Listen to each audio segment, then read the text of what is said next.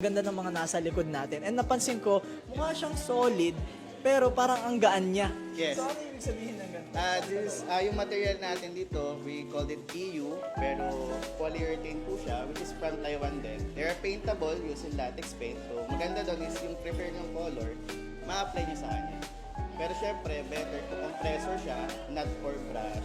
Kasi minsan hindi equal yung distribution ng light natin. So compressor spray paint po, mas maganda. And ayan, using latex paint po. Application is for exterior and interior din po siya. Pwede. Hindi lang siya pwede sa mga high-rise kasi magaan siya, lightweight, dili pa rin siya ng hangin. Medium size win. Anong size nito sa market? Sa size po is 120. Currently we have 120 and 120 by 60. Good.